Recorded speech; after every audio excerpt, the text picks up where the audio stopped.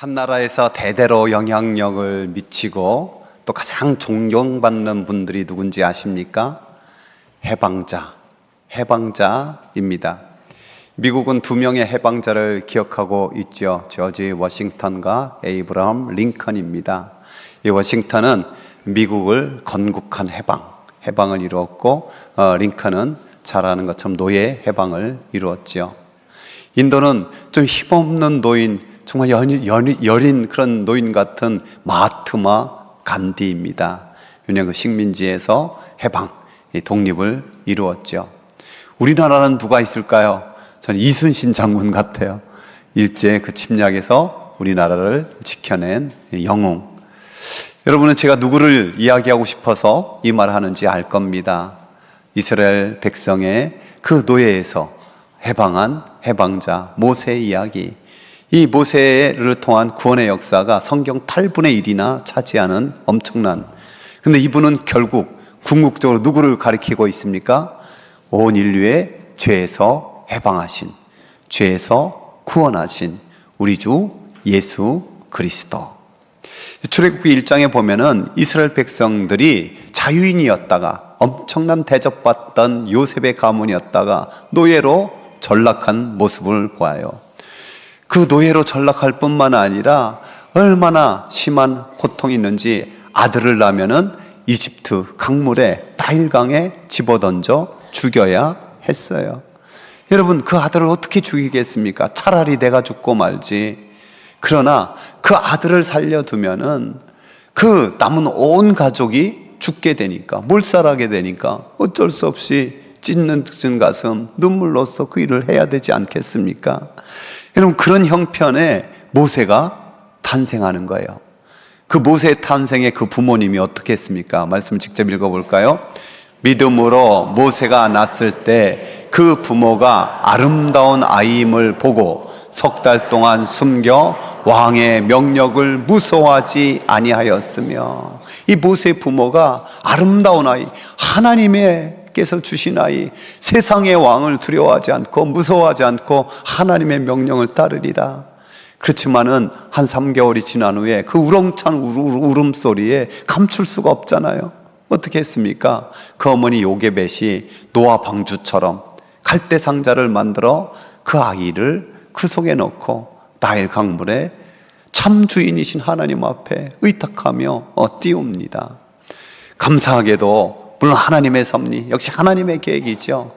애굽의 공주가 그 아이를 바라보고 응강 우는 그 모습에 히브리 노예 아임을 너무 선명한데 자신의 양자로 맞이하게 됩니다. 그 모습 보고 또 누나 미리암이 용기를 내어서 그 공주 앞에 가서 제가 유모를 구해드릴까요? 이 아기 아직 젖 먹을 텐데 그 젖 먹는 유모를 찾아볼까요? 저는 이 장면을 생각할 때마다 너무너무 행복해요. 왜냐면 요게벳이 마지막 어떻게 했겠습니까? 이거라도 시컷 먹으라면서 마지막 수유를 하고 그 배불러서 잠자는 아이를 거기에 넣었을 거 아니에요. 그런데요, 이제는 돈 받고 젖 먹여요. 너무 좋지 않아요? 돈 받고 양육하게 하나님이 만드신 거예요. 그런데 이 요게벳이 그렇게 젖먹이 또 유모로서 얼마나 귀한 일을 했는지, 얼마나 믿음으로 기도하고 말씀으로 그의 정체성을 알려줬는지 그 후에 우리는 알 수가 있습니다. 어쨌든 모세 일생을요 셋으로 40년씩 딱딱 나눌 수가 있어요. 첫 번째, 자신이 무엇이 된 것 같은 시기, 태어나서 40년 동안 애굽의 왕자로서 내 마음대로 모든 것 다 할 수 있어 떵떵거리던 시기였죠. 그리고 두 번째, 자신은 아무것도 아닌 것임을 깨달은 시기, 광야살이 그 처갓집 신세에서 참으로 양이나 치다가 이렇게 늙어 죽는구나, 그렇게 싫었던 시기. 근데 마지막 40년은 어떻습니까? 하나님의 손에 붙들려 위대하게 쓰임받는 시기. 그래서 죽을 때도 눈이 흐리지지 않고 그렇게 사명 잘 감당하고 하늘 날아간 멋진 사람이죠. 저희는 이 모세가 훌륭하지만 모세를 쓰신 하나님이 위대하신 거예요. 이런 모세를 쓰시고자 하나님이 어떻게 준비하셨습니까? 육신적으로 그는 강력한 장군과 같은 모습이에요. 그래서 뒤에 보지만은 애굽 사람을 때려 죽이고 그를 감추고, 여러분 이게 쉬운 일이 아니거든요. 제가 전에 중국에서 잠깐 있을 때 이게 밥 해주는 아주머니가 닭 요리 한다고 했는데 살아있는 닭을 가져왔더라고요. 그 나보러 죽여달래요. 제가 시골 출신이지만 그런 거 해본 적이 없어가지고 도저히 못하겠더라고요. 다시 시장 갖고 들고 가가지고 잡아주세요 이랬던 적이. 또 이드로의 집에 있을 때 그 딸들이 양을 치러 오잖아요. 근데 아직 때를 기다려야 되는데 양치기들 다 물리치고 막 물을 먹이는, 이건 건장한 아주 멋진 장군의 모습이에요. 또한 정신적으로 그는 분명한 정체성이 있었어요. 애굽 사람 때려 죽인 것, 히브리인으로서 자기 정체성을 가졌기 때문이죠. 40년이나 왕자로 살았으면은 이제 자기의 신분을 감추고 싶고 자기 신분을 더 이상 드러내고 싶지 않았을 거예요. 그럼에도 불구하고 그는 젖먹이 어머니가 기도하며 들려줬던 너는 히브리인이고 하나님을 경외해야 될 이스라엘 백성이다, 이 정체성이 그에게 분명한 거예요. 여러분, 여기서 신앙교육은요, 가정에서 가장 중요한 것을 알아야 돼요. 그래서 가정예배 계속해서 강조하고 있습니다. 무엇보다 또한 왕자로 살았기 때문에 바로 앞에 담대히 설 수가 있었어요. 여러분, 그가 평생 노예살이만 했다고 생각해 보십시오. 그가 왕의 눈을 제대로 쳐다볼 수 있었겠습니까? 노예살이로만 했으면은 노예 근성에 있어서 참으로 자기를 학대하는 지휘관조차도 제대로 쳐다보지 못했을 거예요. 그럼 왕자로 살아본 경험, 그 왕궁을 거느렸던 그 경험이 당당하게 바라오 앞에서도 설 수 있게 만든 거예요. 어느 날 이 모세가 거닐 때 자기 백성이 그 애굽인에게 학대받는 모습 보고 아무도 보는 이 없는 것 같아서 그렇게 살인을 저질렀어요. 그렇게 그를 묻었어요. 근데 그 다음날 또 가보니까 이게 웬일입니까? 이제 동포끼리 싸우는 거예요. 그 식민지살이에, 그 노예살이에 서로 격려하고 위로하고 서로 이렇게 해도 힘든 인생인데 서로 다투고 싸우는 모습 보면서 왜 같은 동포끼리 이렇게 싸웁니까? 그랬더니 너가 어제는 애굽 사람 때려 죽이더니 이제 우리를 그렇게 하려고 하느냐? 깜짝 놀란 거예요. 아무도 못 봤다고 생각하는데 소문도 다 난 거예요. 그 소문이 애굽 왕에게 들어가면 자기의 정체가 드러날 거고 이게 큰일 났다. 그래서 미디안 광야로 도망칩니다. 우리는 이런 모세의 모습을 보면은, 야, 모세가 좀 지혜가 부족한 거 아니야? 모세가 조금 더 믿음이 없는 거 아니야? 이런 생각도 하게 들어요. 그러나 신약 성경에서는요, 이 모세에 대해서 위대한 선언을 해요. 그 말씀 함께 읽어봅시다. 믿음으로 모세는 장성하여 바로의 공주의 아들이라 칭함받기를 거절하고 도리어 하나님의 백성과 함께 고난받기를 잠시 죄악의 낙을 누리는 것보다 더 좋아하고 그리스도를 위하여 받는 수모를 애굽의 모든 보화보다 더 큰 재물로 여겼으니 이는 상 주심을 바라봄이라. 아멘. 모세가 한 행동이 죄악의 낙을 벗어버리고 그 백성과 함께 고난받기를 자처한 것이라고 높이는 거예요. 무엇보다도 그 고난이 그리스도를 위한 고난이다, 이렇게까지 하나님은 여겨주시는 거예요. 그가 하나님의 상주심을 바라보면서 그 길을 갔다고. 저는 이 하나님이 너무너무 좋아요.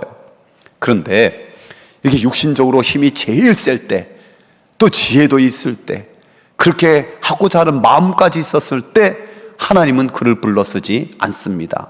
오히려 그를 광야로 도망가게 만들고 광야에서 처절하게 나는 아무것도 아닙니다, 그 고백을 하게 만들어요.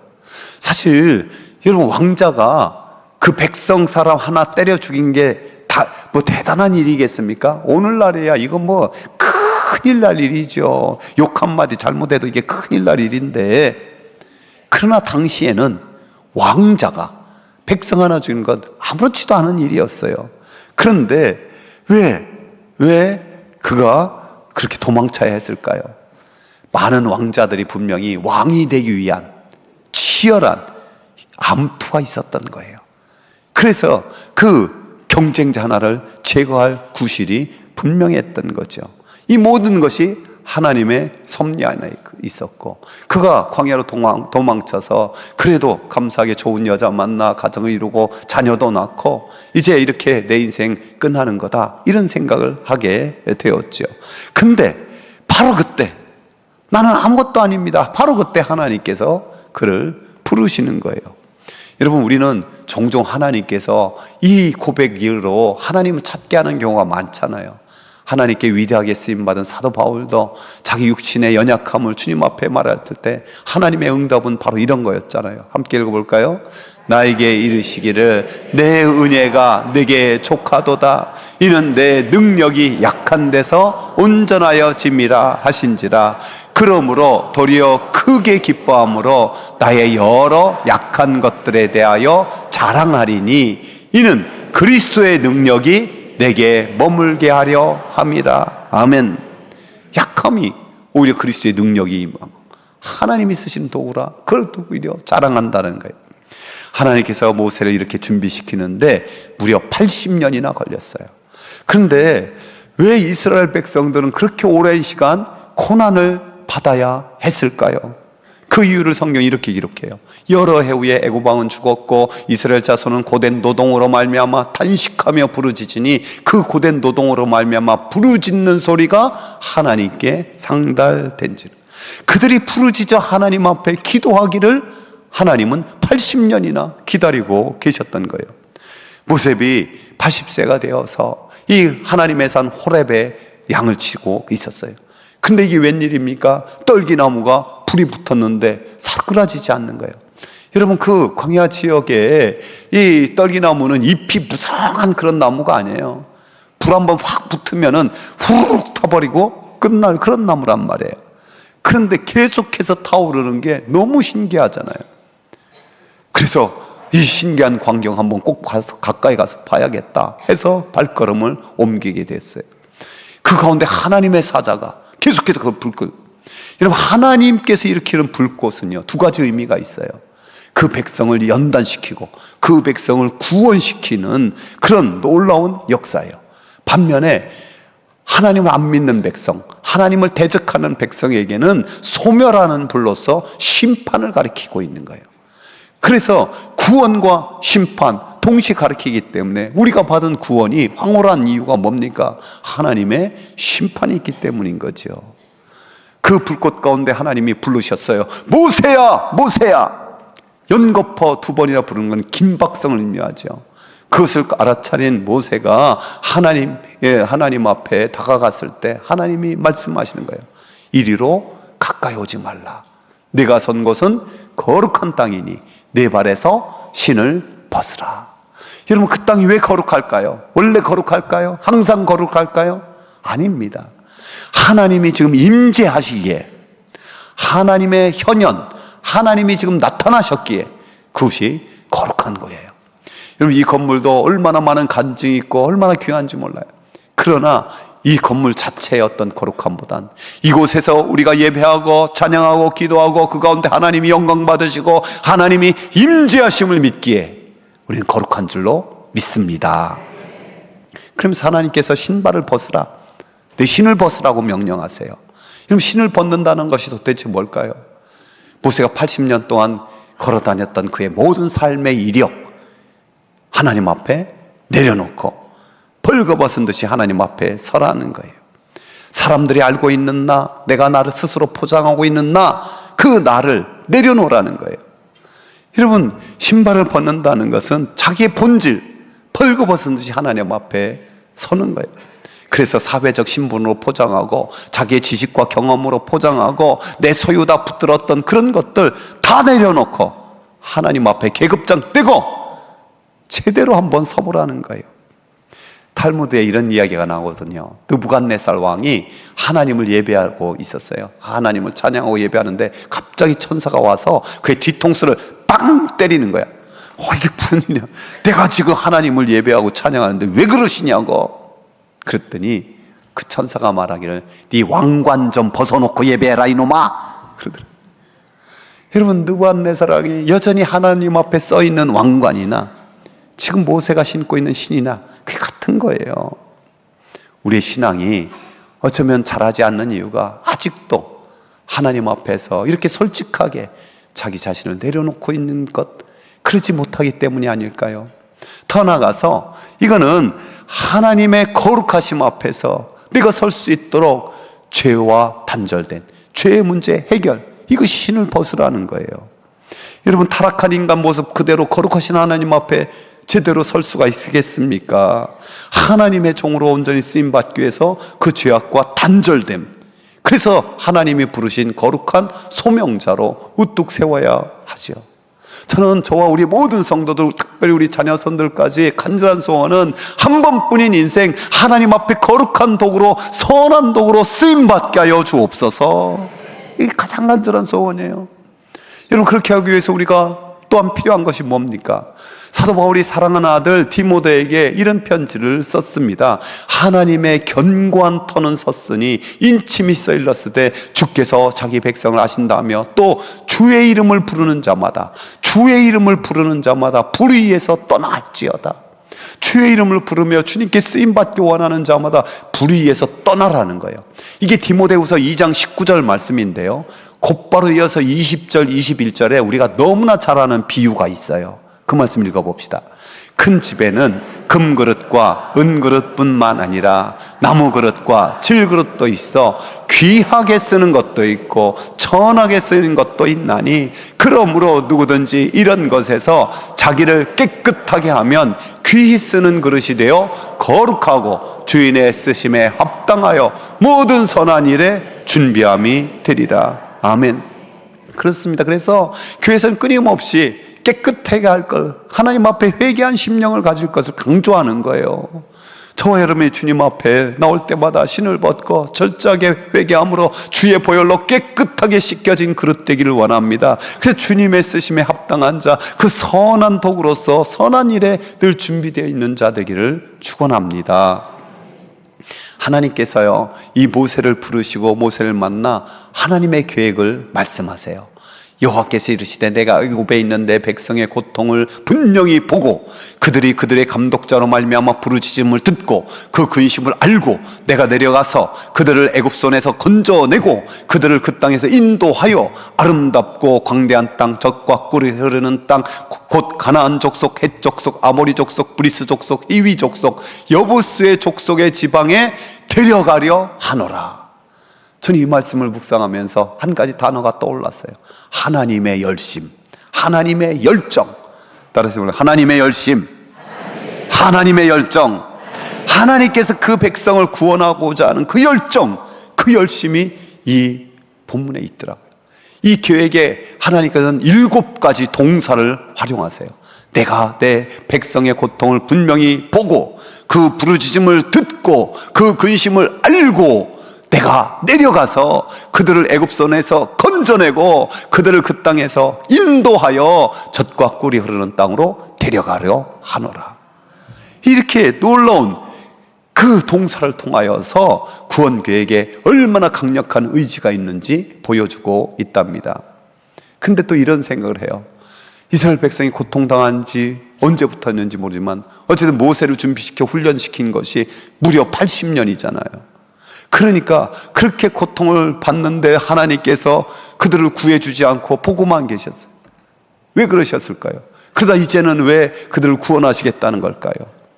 아브라함과 이삭과 야곱에게 하신 언약을 기억했기 때문이죠. 근데 하나님으로 기억나게 하는 것이 무엇인지 아십니까? 그 백성이 하나님 앞에 부르짖어 기도하였기 때문입니다. 그 부르짖는 소리를 들으시고 모세를 부르시는 거예요. 하나님께 부르짖는다는 게 얼마나 중요한 의미가 있는지 몰라요. 우리가 예레미야 선지자의 그 말씀 잘 알고 있잖아요. 이 말씀 읽어봅시다. 예레미야가 아직 시위대 뜰에 갇혀 있을 때 여호와의 말씀이 그에게 2번째로 임하니라. 이르시되 이를 행하시는 여호와, 그것을 만들어 성취하시는 여호와, 그의 이름을 여호와라 하는 이가 이와 같이 이르시도다. 너는 내게 부르짖으라. 내가 내게 응답하겠고 내가 알지 못하는 크고 은밀한 일을 내게 보이리라. 아멘. 예레미야가 시위대 뜰에 갇혀 있을 때, 이게 뭐냐면요, 교도소예요. 오늘날 예레미야가 어린 시절에 하나님의 부르심을 받았잖아요. 하나님, 저는 말도 잘 못하고 아직 아인데요, 내가 너와 함께하리라. 내가 내 입에 내 말을 넣어주리라. 그래서 일했어요. 근데 일할 말 하니까 하나님이 시대들에 가둬놓은 거예요. 그러니까 볼멘 소리가 나오죠. 하나님, 내가 전하기 싫고 할 수 없다고 했을 때는 억지로 시키더니 이제 할 만해서 내가 열심히 하려고 하는데 왜 나를 가둬두십니까? 하나님이 뭐라고 응답하시는지 아십니까? 네가 일하는 게 좋겠느냐, 네가 기도함으로 내가 일하는 게 더 좋겠느냐. 이를 행하는 여호와, 그것을 지어 성취하는 여호와, 그 이름을 여호와. 여러분, 여호와의 이름 뜻 잘 알잖아요. 하야 동사, 비동사에서 출발한 근거가 있어요. 그래서 스스로 있는 자라는 뜻 자체가 여호와라는 이름이에요. 또 있게 한다, 하나님이 원하시고 뜻하신 바는 반드시 있게 한다라는 이름 뜻이 그 이름 자체에 들어가 있어요. 그 하나님께서 부르짖어 기도하면은 크고 은밀한 일의 주인공이 된다라는 거예요. 이스라엘 백성들 지금 그 고통을 바라보고 계시다. 그들이 부르짖음이 하나님 앞에 상달되니 하나님께서 구원의 역사를 이루세요. 왜 꼭 그렇게 하실까요? 알아서 주시고 다 하시는 분이. 인간은요, 너나 나나 할 것이 참 교만한 존재예요. 그렇게 하나님 앞에 기도하지 않고 하나님을 찾지 않고 모든 것이 자기 뜻대로 잘 이루어지고 크게 출세하고 성공하면요, 다 자기 잘난 맛에 사는 것. 다 이 교만 덩어리들이 하나님을 더 멀리하기 너무너무 쉽잖아요.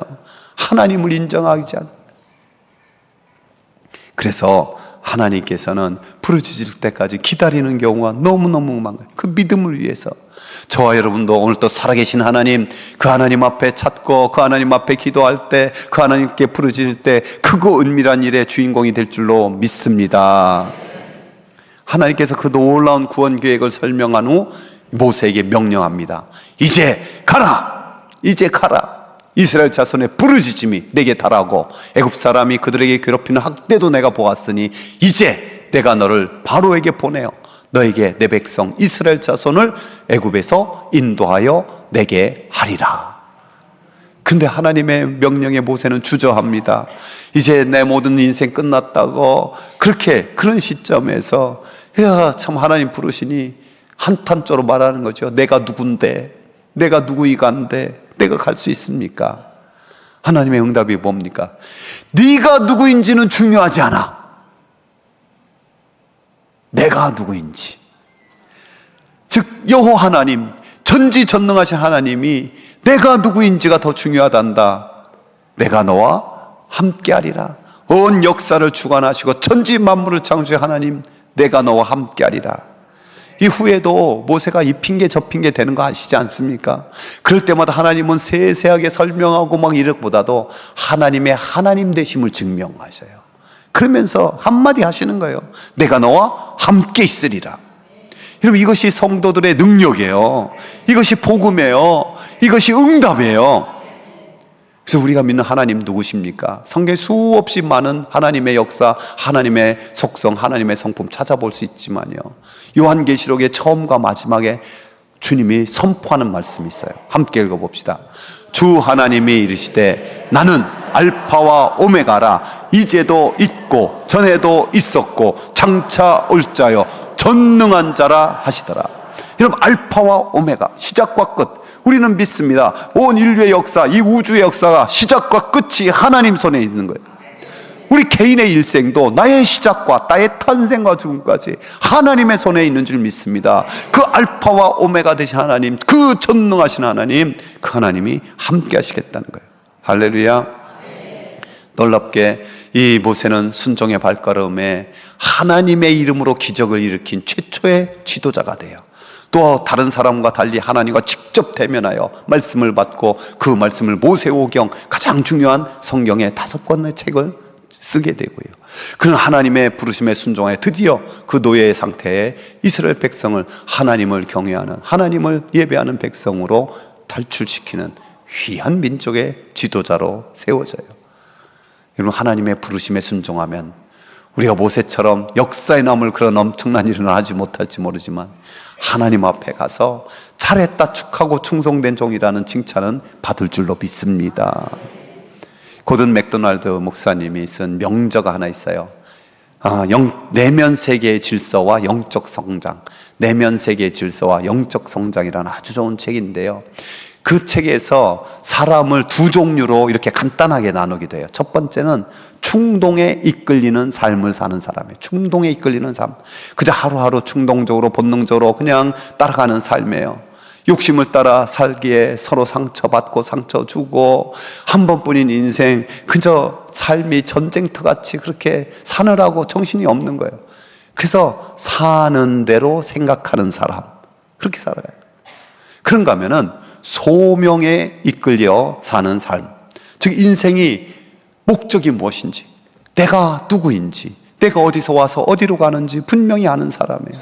그래서 하나님이 나를 이 땅에 보내셨고 하나님이 허락하신 것이 있어 보내셨고 그것을 붙들고 내가 살아가는 거예요. 하나님의 인생, 하나님께서 내 인생 가운데 계획이 있고 하나님의 섭리 가운데 인도하심을 믿고 그러면서 나가기 때문에, 비록 물론 예수님 믿어도 우리 하나님을 그런 소명에 이끌리는 삶도 흔들리고 넘어지고 힘들 때 있죠. 그럼에도 불구하고 하나님께서 언제나 나를 지켜주신다, 하나님이 함께 하신다는 옹골찬 믿음으로 달려갈 길을 다 달릴 수 있는 최후 승리하는 자임을 믿습니다. 이런 사람은 생각대로 살아가는 사람이에요. 사랑하는 성도 여러분, 저와 여러분과 우리의 자녀손들이 충동에 이끌리는 삶이 아니라 하나님의 부르심에 소명에 이끌리는 삶을 살아서 이 땅에 선한 도구로 쓰임받고 주님 나라 갔을 때 착하고 충성된 종이라고 크게 칭찬받는 사람 되기를 주의 이름으로 축복합니다.